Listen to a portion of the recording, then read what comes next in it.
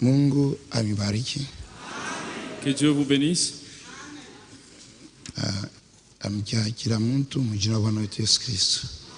Je salue chacun de vous au nom de Jésus-Christ. Je salue également le frère qui nous suit en ligne par la radio. Frère Ruben Kabulo. Frère Ruben Kabulo. Associé de Kamasaka. Pasteur associé de Kamasaka. Frère Honoré. Frère Honoré. Associé de Lukangaba. Pasteur associé de Lukangaba. Frère Espérant Kanda. Frère Espérant Kanda. Frère Victor Segama. Frère Victor de Segama. Frère Alain Kabanda. Frère Alain de Kabanda. Frère Espoir Bukavu. Et le frère Espoir de Bukavu. Vous ont tous salué au nom de Jésus-Christ. Je prie. Seigneur Dieu, merci. Merci pour la grâce que tu nous as encore accordée d'être dans ta présence. Nous sommes ici pour t'écouter. Nous allons lire ta parole. Nous ne savons pas l'interpréter. Descends, interprète toi-même ta parole. Parle au cœur de chacun de nous. Au nom de Jésus-Christ. Amen. Levons-nous pour lire la parole. 1er Roi 18-17. À peine Akab aperçut-il Élie qui lui dit: Est-ce toi qui jettes les troubles en Israël? Élie répondit: Je ne trouble point Israël. C'est toi au contraire et la maison de ton père, puisque vous avez abandonné les commandements de l'Éternel et que tu es allé après les Baals. Mungu abariki kusoma maneno yake. Que Dieu bénisse sa parole. Nous continuons avec notre sujet. Il s'intitule Le faire sortir de l'histoire. Le Dieu que nous adorons, ce n'est pas un Dieu de l'histoire. C'est un Dieu réel. Et c'est un Dieu individuel.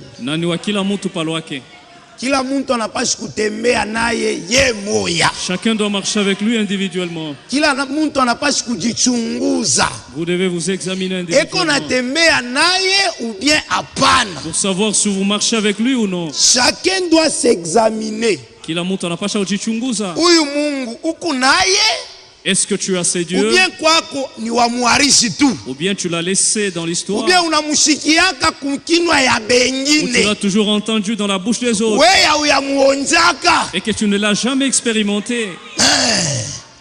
2 Corinthiens chapitre 13 verset 5. Examinez-vous vous-même pour savoir si vous êtes dans la foi. Éprouvez-vous vous-même. Alléluia. Amen. Ne reconnaissez-vous pas que Jésus-Christ est en vous? À moins peut-être que vous ne soyez réprouvé. Examine-toi toi-même pour savoir si tu marches avec Dieu ou pas.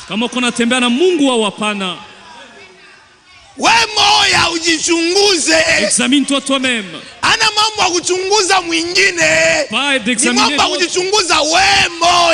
C'est une auto-examination. Galates. Galatia. C'est vrai. Galates 6. Galates 6, 4. Que chacun. Que chacun.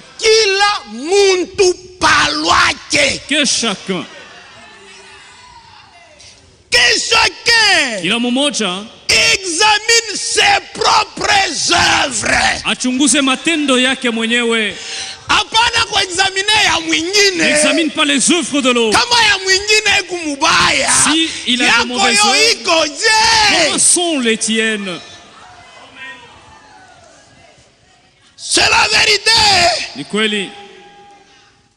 Et alors, il aura sujet de se glorifier pour lui seul.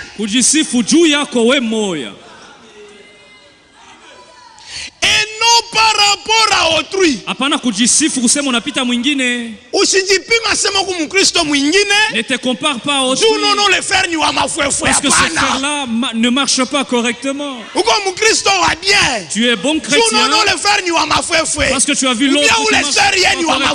Ou cette sœur qui se comporte mal. Examine-toi conformément à la parole. Par rapport à la parole. Il dit, mais celui-là, avec sa conduite, je pense que moi j'en ferai. Examine-toi toi-même. Si Jésus venait de partir, tu dois t'examiner. Car chacun portera son propre fardeau. Kila mmoja atabeba muziko yake ye moya. Tu ne porteras pas le fardeau de l'autre, pas celui de ta femme, ni de ton mari, mais ton propre fardeau.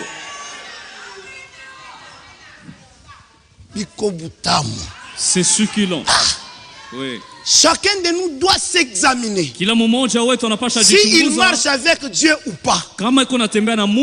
Et si tu t'examines, tu seras comme cette femme. Luc 15.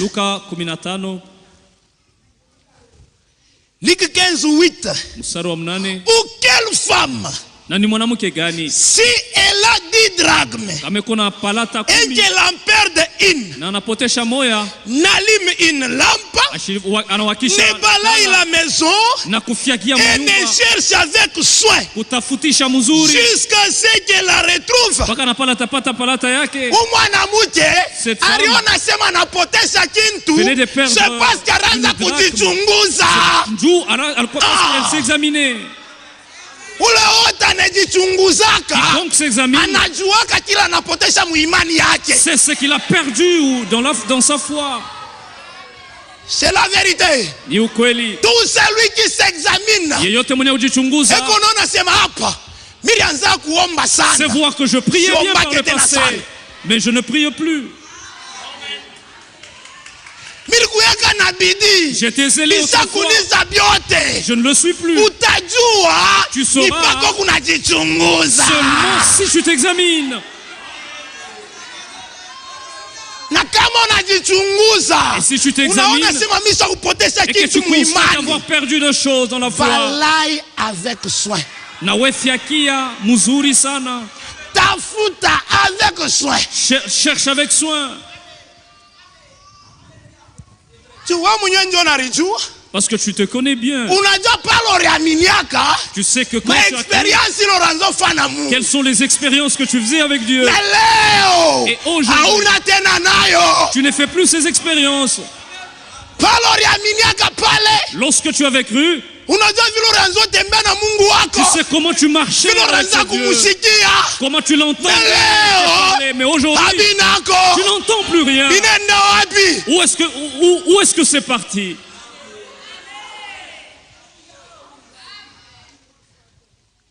Cherche avec soin. Tafutisha muzuri.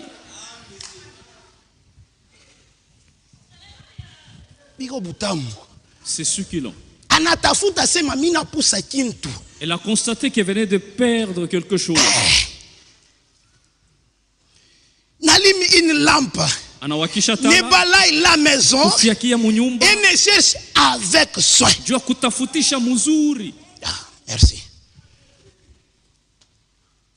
Jusqu'à ce qu'elle la retrouve. Lorsqu'elle l'a retrouvée, elle appelle ses amis et ses voisines et dit: réjouissez-vous avec moi, car j'ai trouvé la drachme que j'avais perdue.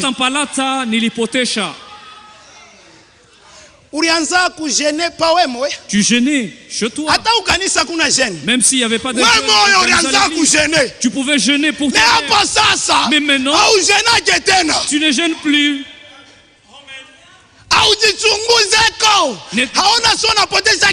Ne vois-tu pas que tu as perdu quelque chose? Tu es devenu froid.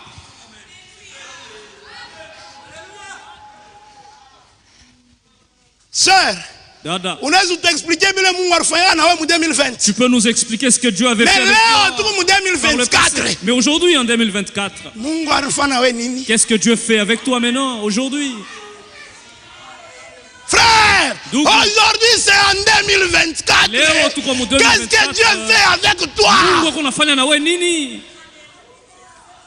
Mungu frère, pale mira minaka frère. Mira nzaka tu Mina sikia mule ndani. Je pouvais sentir sauti inasema lamuka. Une fois me dire lève-toi, va de tes côtés. Pale minaenda. Et quand j'y allais, je trouvais un malade, je me posais le main et je disais, aujourd'hui, unabishikia tena.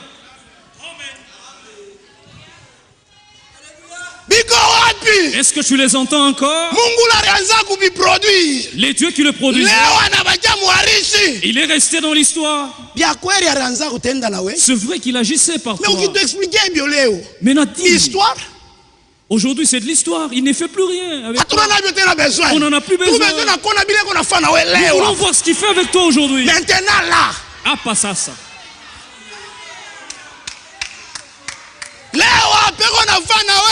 Qu'est-ce qu'il fait avec toi aujourd'hui? La maman qui priait. Tu pouvais toucher les 4 murs. Tu soutenais ta maison par la prière. Mais aujourd'hui c'est ta vie. Où est-elle partie?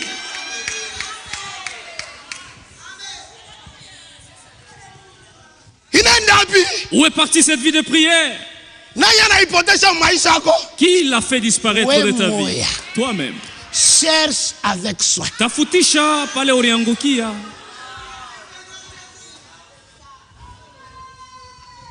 Biko bien sana. C'est très bien.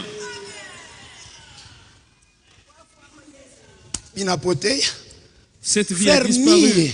Frère, moi, à chaque fois que je priais, Dieu me répondait. Aujourd'hui, tu es incapable de prier pendant 15 minutes. Tu es incapable. Quand on nous dit de prier, tu es à genoux et tu somnoles. Où est la force de la prière que tu avais? Où est-elle? Inaenda wapi?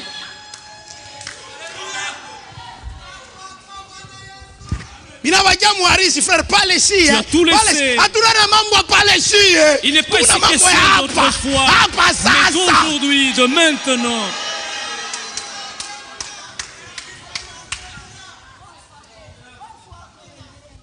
Écoutez, Psaume 42. Zaburi makumi nne na mbili. Lisons la parole. Tusome neno la Mungu. Psaume 42. Zaburi makumi nne na mbili. Comme une biche soupire après des courants d'eau. Kama vile ayala eko na ukua. Ainsi mon âme soupire après toi, oh Dieu. Iko na ukua jua kukutafuta wewe Mungu. Pale ulianza kupata mambo, ulianza kimbililia kukanisa. Tu allais à l'église. Unakuya ukasema Mungu atanipa solution. Tu venais prier Dieu pour trouver une solution. Mais depuis que tu connais le et les prophétiseurs, c'est fini. Quand tu as un problème, c'est vers le défunt ou vers ces sœurs-là qui prophétisent.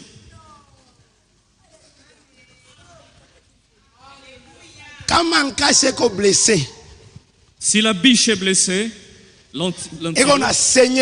et qu'elle saigne, elle court vers le courant d'eau.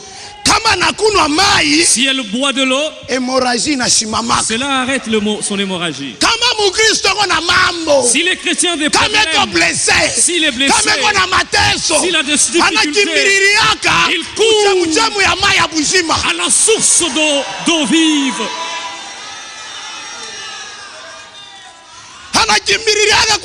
Il court vers Jésus-Christ. Là se trouve la solution. Mais toi tu cours vers où?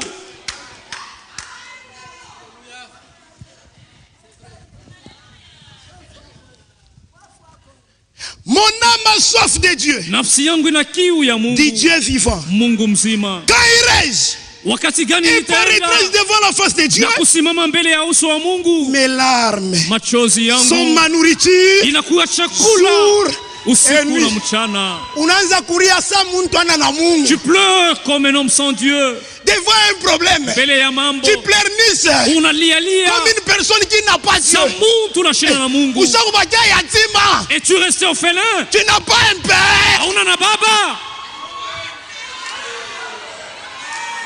Faites-les sortir de l'histoire. Mambo ya zamani. Anakufa. Est-il mort? Il est vivant, non?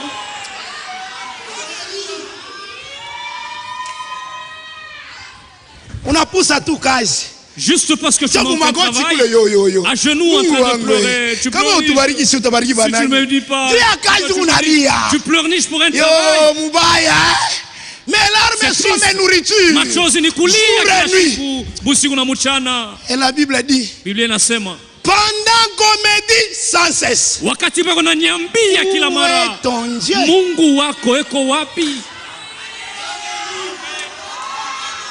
Où est ton Dieu? Mungu wako eko wapi? Mwarisi. Est-il resté dans l'histoire? Fais-le sortir de l'histoire. Où est-il? Eko wapi?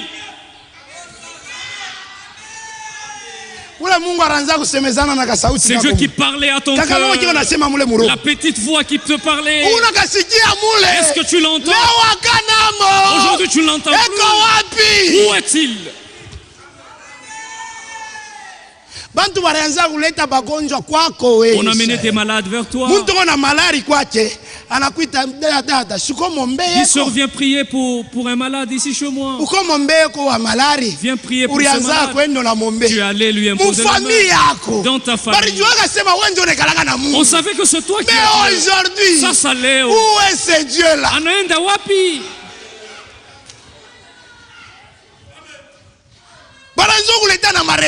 On a porté chez toi des soucis, des problèmes. Le papa serviteur, lui quand tu lui présentes une requête, il va prier et son Dieu va te répondre. Aujourd'hui on te demande, Mungu wako eko wapi? Où est-il? Tu es rempli de commérage. Tu as atterri la puissance de Dieu. Pendant qu'on me dit sans cesse où est ton Dieu, je me rappelle. Rappelle-toi aussi. Quand tu faisais les expériences avec ces Dieux-là, rappelle-toi ce soir. Et faites-les sortir de l'histoire.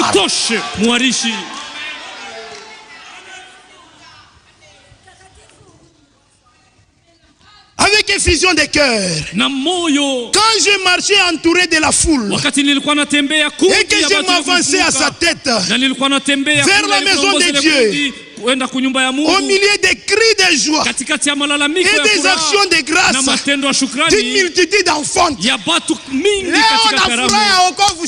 aujourd'hui tu as même perdu la joie du Seigneur. Ne vois-tu pas que tu as déjà perdu quelque chose? Quand tu danses, c'est parce que tu as vu l'autre danser. Parce que tu n'as plus de joie de salut.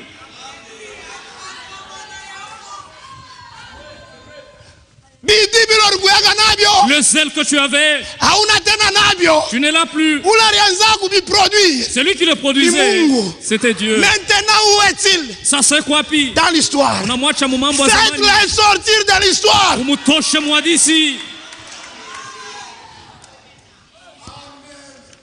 Brochure Les Témoins. Kitabu ya Mahubiri Mshuhuda. Page 7. Karatasi yake ya 7.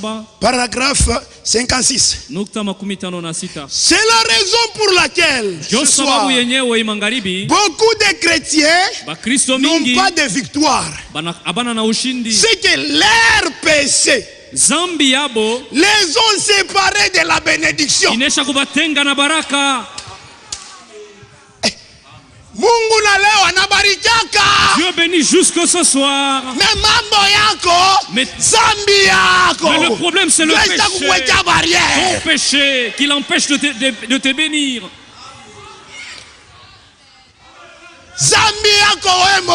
Ton propre péché. Tu dois nettoyer ton âme. Tu dois confesser. Tu dois purifier ta vie. Et tu verras Dieu rentrer dans ta vie.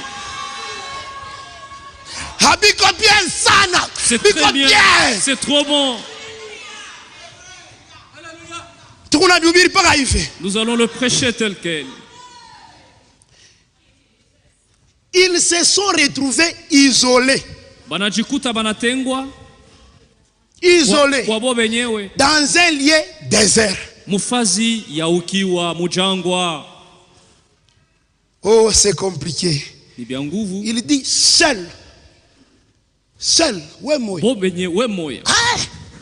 On a isolé. Tu te retrouves isolé seul dans le désert. Pourquoi? Ton péché t'a séparé de la bénédiction de Dieu. Dieu n'est pas pécheur.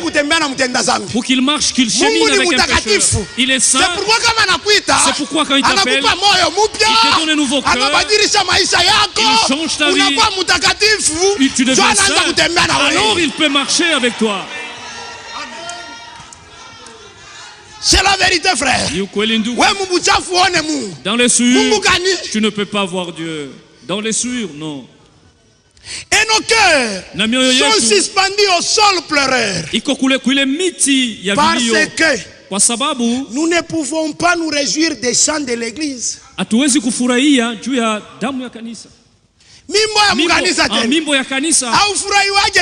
ne te réjouis plus des chants. Tu te réjouis des chansons des artistes du monde. Vous maîtrisez bien ces cantiques-là. Les cantiques font descendre Dieu. Amène l'atmosphère spirituelle. C'est la vérité. C'est pourquoi même vous qui chantez, vous devez être saints. Si vous ne l'êtes pas, quittez la chorale, descendez.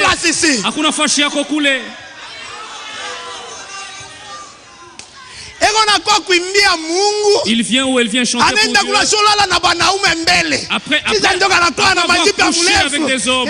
Elle vient là avec de longues robes. C'est quoi ça?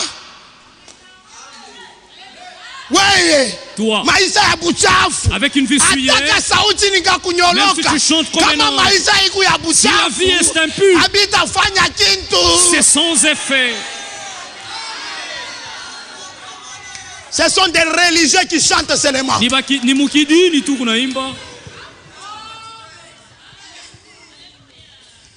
Et on a toga na huyu, et on a toga na huyu. Frère na on a toga na huyu. C'est une confusion. C'est une confusion. Tu fais quoi ici? La musique est sainte, la chorale doit être sainte, mais que fais-tu ici? Ils viennent chanter alors qu'ils ne se parlent pas. Des sœurs, des frères qui ne se parlent pas. Et vous pensez bouger Dieu avec cette vie impure. Aïe aïe nous. C'est quoi ça?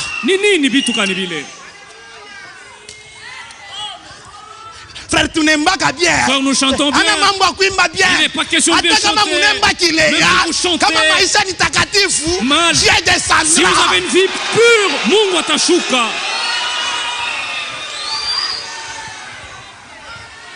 C'est la vérité. C'est très bien.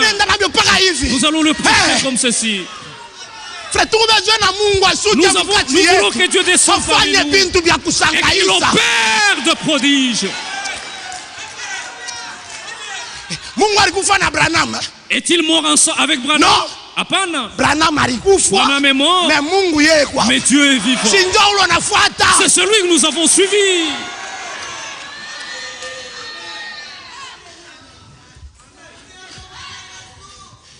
Et on a tout bala. Et là des amants, comme il chante bien, imba. Il continue. Vous vous haïssez.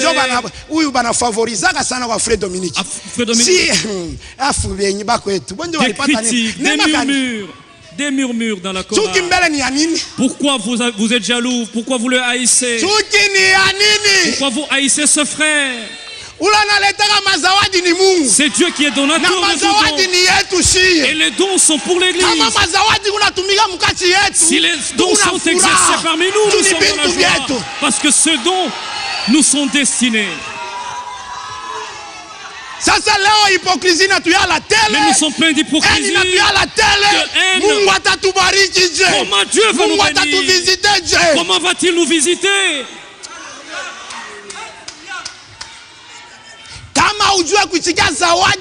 Si tu ne sais pas reconnaître le don que Dieu a donné, on ne saura pas non plus reconnaître le tien.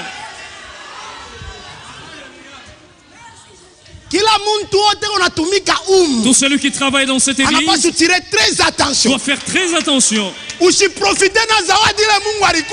profite pas. Ne commets pas des souillures parce que tu es un Même si vous êtes un prédicateur, ne profitez pas. Il faut pas tirer profit de ton ministère pour commettre n'importe quoi. Tu dois arrêter ça. C'est la vérité. Qui que vous soyez, si tu es chaud, ne tire pas profit de ce don. Si tu joues aux instruments, ne tire pas profit pour faire n'importe quoi. Quiconque fait n'importe quoi ici, c'est déjà placé, c'est place lui-même sous la malédiction. Même vous les interprètes, ne profitez pas de ce don que Dieu vous a donné pour coucher avec des sœurs dans l'église. Tout le monde, même vous les caméramens, mais vous qui êtes à la caméra, écoutez très bien. Les caméras sont saintes parce qu'on a prié pour elles. Si vous jouez avec, ça sera fini pour vous. Amen. C'est la vérité. Chacun de nous doit faire très attention. Kila mutu.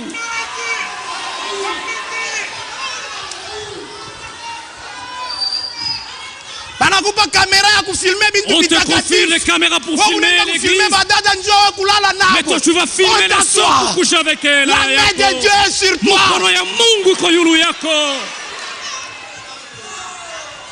C'est la vérité, frère. Nous ne sommes pas venus former une dénomination. Nous préparer.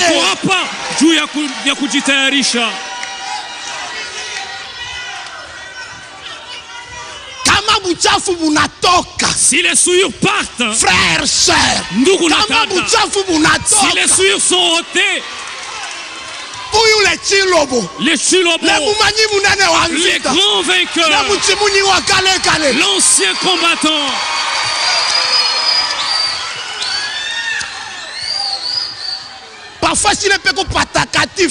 sur le lieu saint où les vies sont pures, il y descend et se glorifie.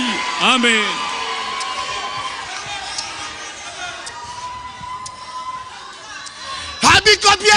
C'est très bien, c'est succulent.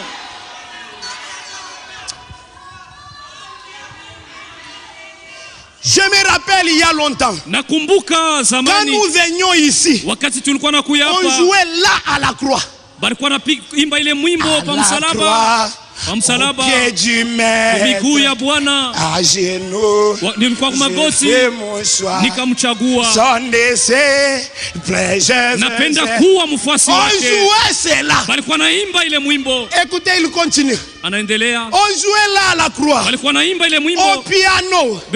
Quand la cloche sonnait et qu'on entrait, il était difficile de trouver un œil sec dans l'église.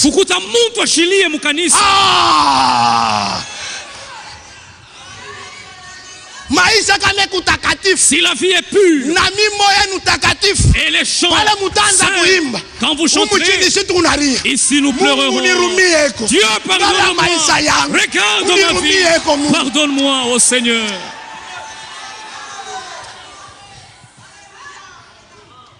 C'est compliqué aujourd'hui. Nous sommes prêts à pleurer parce que nous n'avons pas un travail, parce qu'on n'a pas d'argent, parce que nous manquons ce que nous désirons. Mais pour nos péchés, personne n'est prêt à pleurer. Comment est-ce que Dieu peut t'aider?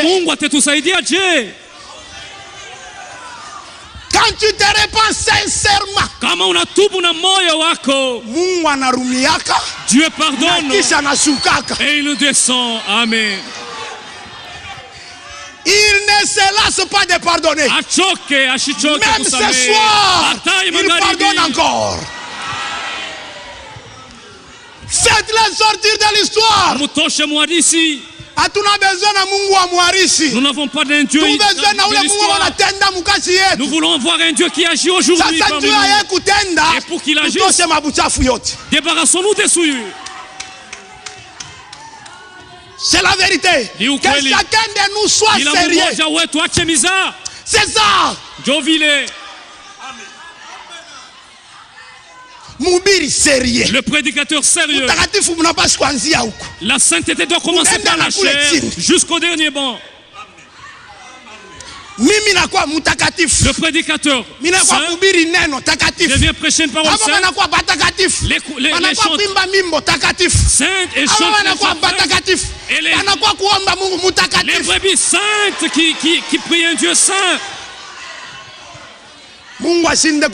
Et que Dieu n'agisse pas. À moins qu'il soit déjà mort ou qu'il soit bas.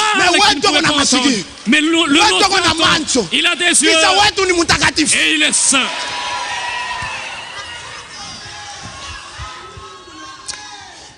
Tout le monde pleurait lentement.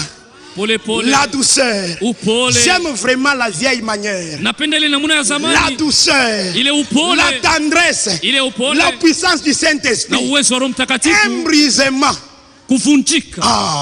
Avant de pouvoir donc faire du progrès, nous devons premièrement être brisés. Premièrement, il dit, s'il n'y a pas de brisement, on ne sera pas refaçonné. Il vous faut premièrement être brisé.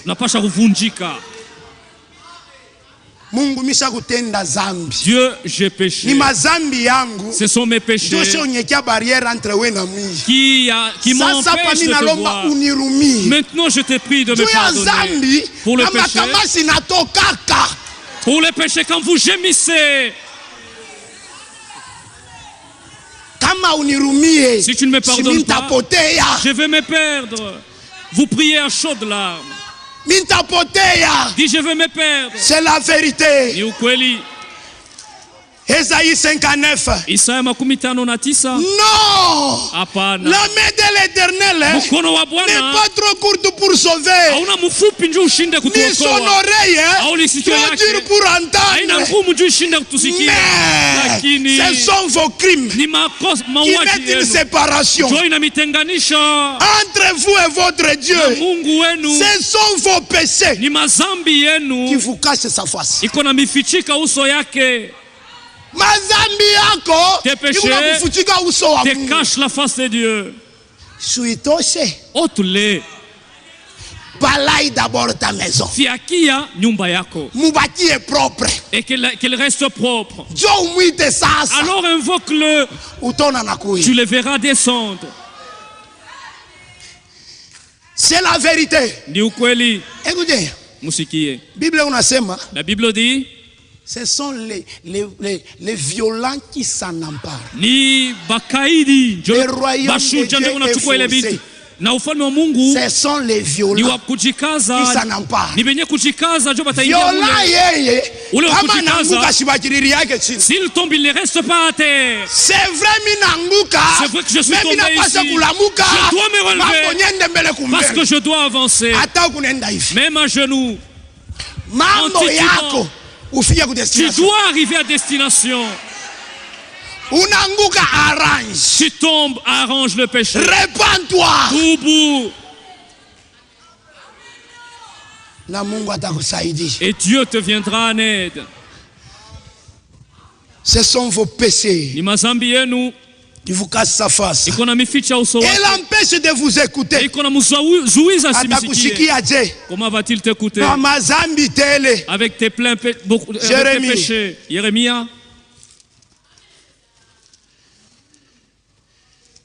Jérémie. Jérémie. Prenons même 8. Sura 8.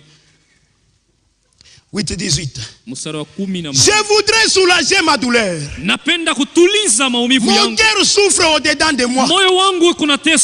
Voici les cris de la fille de mon peuple. Retentissent sur la terre lointaine. L'Éternel n'est-il plus en Sion? N'a-t-elle plus son roi au milieu d'elle? Pourquoi m'ont-ils irrité par leurs images taillées?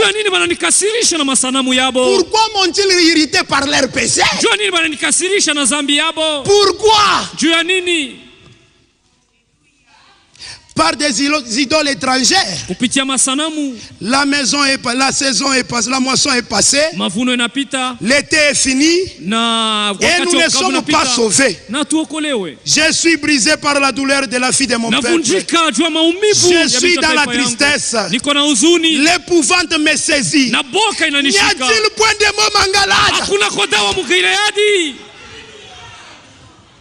Dans la parole, y a-t-il plus de puissance? Y a-t-il plus de puissance? Est-elle terminée au temps de Pierre? La puissance y est. Y a-t-il point de médecin? Pourquoi donc la guérison de la fille de mon peuple ne s'opère-t-elle pas?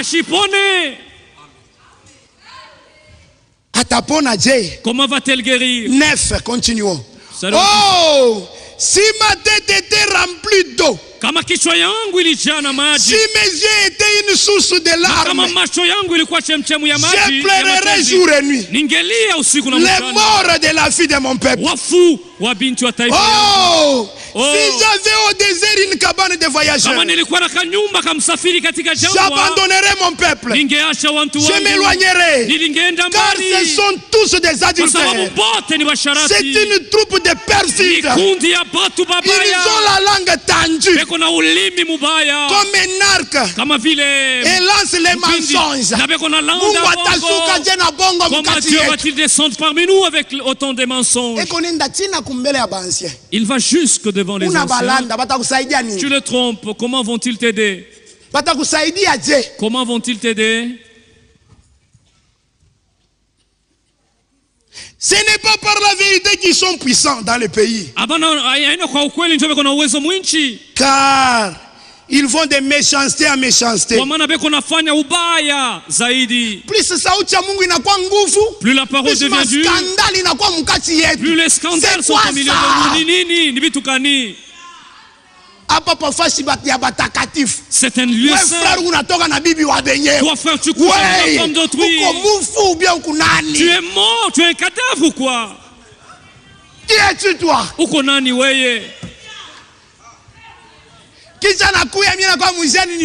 Après tu viens gêner pour prier avec cette vie impure.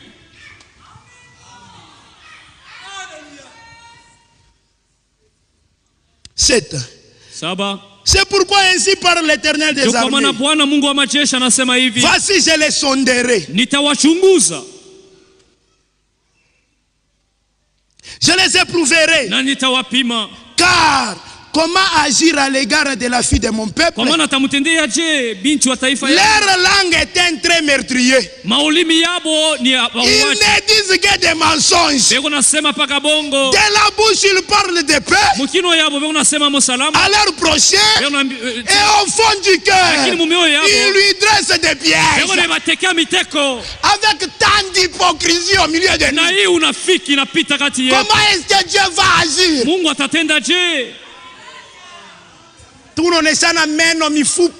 Nous sommes des hypocrites. Nous rions par hypocrisie.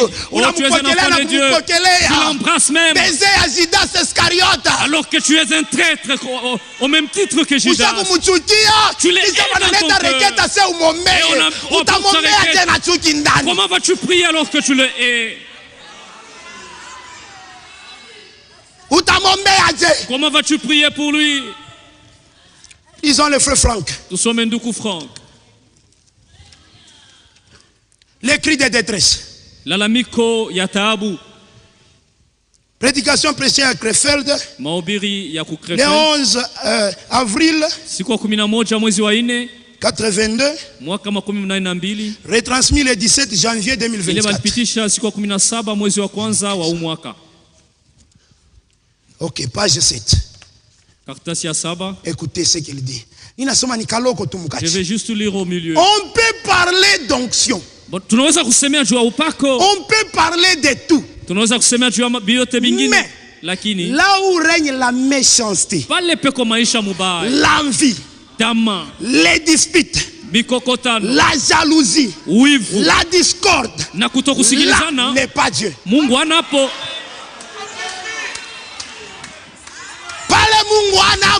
Dieu n'est pas là.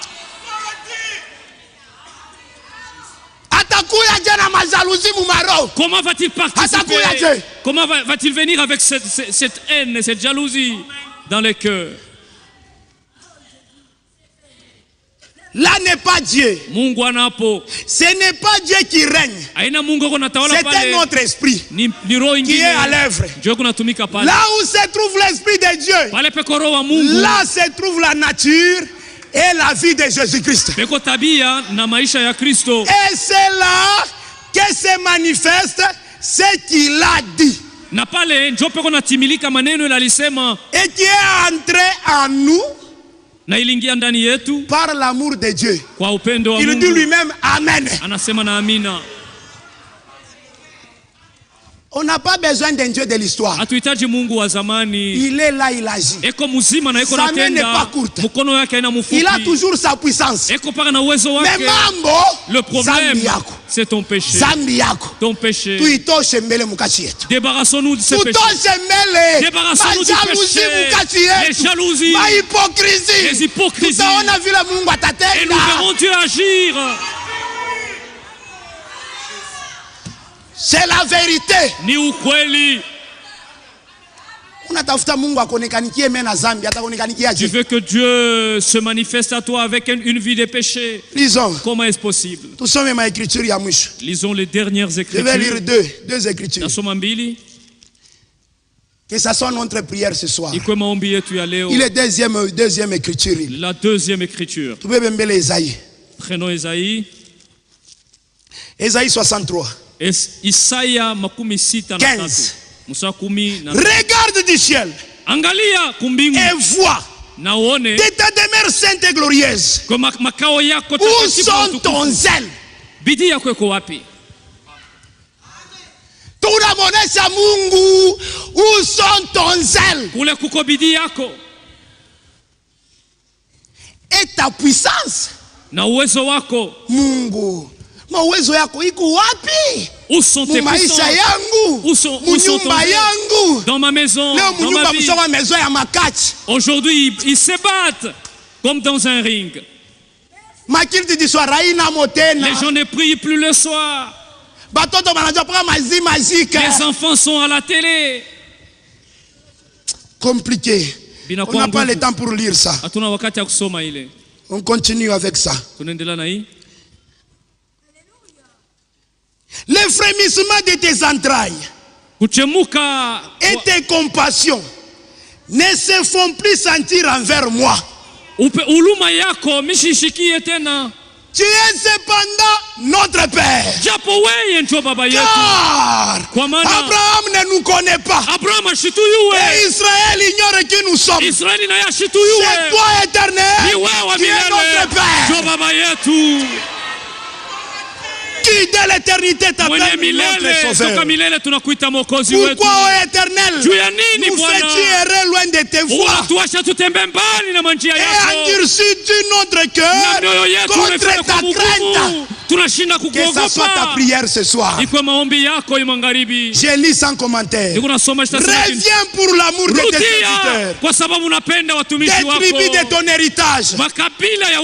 Ton peuple saint n'a possédé le pays que peu de temps.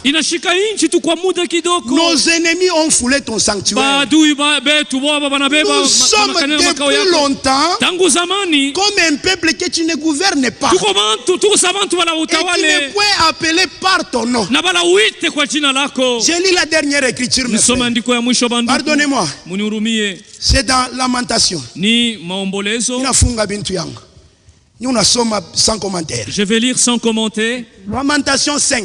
Maombolezo ya Yeremia sura 5 mstari 15. La joie a disparu de nos cœurs. Furaha inapotea mu mioyo yetu. Les deuils a remplacé nos danses. Tunaanza kulia pali ya kucheza. La couronne de notre tête est tombée. Furaha taji ya kichwa yetu inaanguka. Malheur à nous. Ole kwetu. Parce que nous avons péché. Kwa sababu tulifanya dhambi.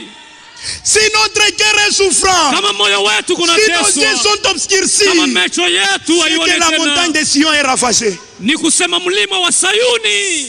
C'est que les renards s'y promènent. Mambweya kunatembea pale. Toi, l'Éternel, wewe wa milele, tu règnes à jamais. Kunatawala milele. Ton trône subsiste na kichi yako de génération en génération. Iko pale vizazi na vizazi. Pourquoi nous oublierais-tu pour toujours?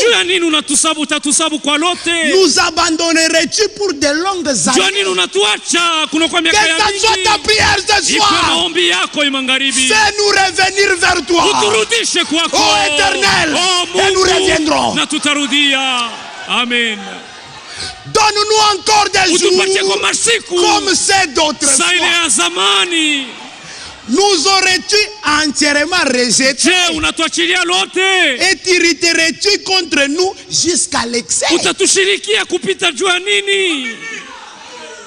Sina nguvu ya kutemeza sheria yako, mapenzi yako, lakini najua toketo moja damu ya